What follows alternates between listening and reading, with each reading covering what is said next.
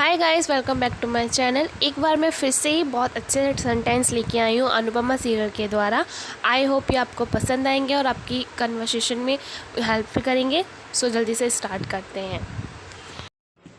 First sentence है, तू तो कहेगी कि वनराज ने 1 साल पहले शादी की। अब इसमें दो टेंस हैं, एक है फ्यूचर का और एक है पास्ट का। तो फ्यूचर इंडेफिनेट का सेंटेंस है तू तो कहेगी कि, ठीक है, कि फ्यूचर में कि तू कहेगी। तो यू विल से डैट कि तू कहेगी कि वनराज ने 1 साल पहले शादी की। तो मतलब ये पास्ट की बात वो बोल रही है कि वनराज, अब गेट की जगह पे यहाँ पे क्या हो जाएगा, गॉट आ जाएगा सेकेंड फॉर्म। तो Vanraj got married an year ago, यानी 1 साल पहले, ठीक है। नेक्स्ट सेंटेंस है, तो तू भी शादी कर ले, ये कोई बड़ी बात नहीं है, ठीक है।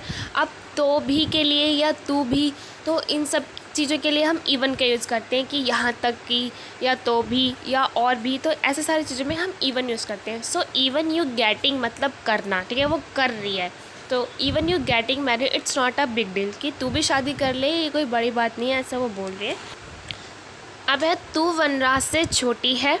यू आर यंगर देन वनराज, मतलब यंगर का मतलब है कि तू उससे उम्र में क्या है, छोटी है, यंग है। पर तू ये मत भूल कि तू एक औरत है। बट डोंट फॉरगेट, मतलब भूल मत, that you are a woman, कि तू एक औरत है, ठीक है। तो पूरा हो जाएगा डो। नेक्स्ट है, औरत के लिए सारे कायदे कानून अलग होते हैं। So a women suppose to follow a different set of rules, की औरत को एक अलग कायदे कानून क्या होते हैं, फॉलो करने पड़ते हैं, एक अलग कायदे कानून एक निभाने पड़ते हैं। So a women suppose to follow a different set of rules. Next है कि अब इसमें 2 सेंटेंस हैं, हमें दुनिया की परवाह नहीं है, तो प्रेजेंट इंडेफिनिट है। नेक्स्ट है क्यों ना करें, और नेक्स्ट है इंटेरोगेटिव, ठीक है, प्रेजेंट इंटेरोगेटिव। सो हो जाएगा हमें दुनिया की परवाह नहीं है। So we don't care about the world, कि हमें इस दुनिया के संसार की परवाह नहीं है। तो क्यों ना करें, वाई डोंट वी, क्यों ना करें, क्वेश्चन क्या हो जाएगा, वाई डोंट वी, कि हम क्यों ना परवाह करें।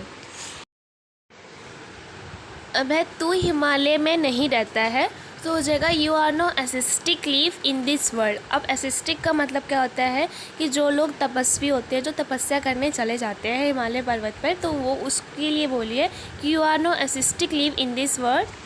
अगर दुनिया में रहना है तो दुनिया की परवाह करनी होगी या पड़ती है।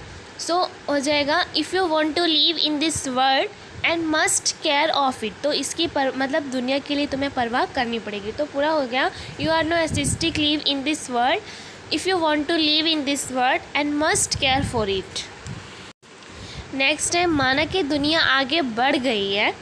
आई एडमिट का मतलब होता है कि माना, मैंने स्वीकार किया। I admit the world advance हो गया है, मतलब बढ़ गया है। पर ये सब मर्द के लिए है, but it's a man word. पर ये सब जो चेंज हुआ है कि दुनिया आगे बढ़ गई, ये औरत के लिए, मर्द के लिए। तो पूरा होगा, I admit the word advance but it's a man word. Next है, औरत तो अब भी हज़ारों साल पहले वाली दुनिया में ही जीती है। तो इंग्लिश में कुछ सेंटेंस जो होते हैं वो वर्ड टू वर्ड ट्रांसलेट नहीं होते हैं, एक सेंस होता है, सेंस के अकॉर्डिंग ही उसका ट्रांसलेट होता है, ठीक है। तो इसके लिए होगा, the world has not progressed for a women at all, की मतलब जो प्रोग्रेस का मतलब होता है कि आगे बढ़ना या प्रगति करना या अपने लाइफ में आगे बढ़ना, ठीक है।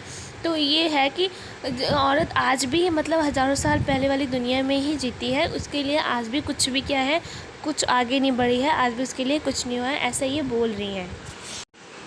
नेक्स्ट है, तब भी वह मन मार कर जीती थी और आज भी उसे मन मार कर जीना पड़ेगा। इसके लिए बोलेंगे, अब ये फ्यूचर टेंस है कि पड़ेगा, तो शी वुड का यूज़ करेंगे, ठीक है। She would stifle her desire in the past and must so it now as well, ठीक है। स्टाइफल का मतलब होता है कि मन मार के जीना या अपने आप को अंदर दबा के रखना या अपना गला घुट कर जीना, ठीक है। And she would stifle her desire, यानी अपनी इच्छाओं को, ठीक है। इन द पास्ट यानी पहले, ठीक है, पहले भी अपनी इच्छाओं को दबा के रखती थी।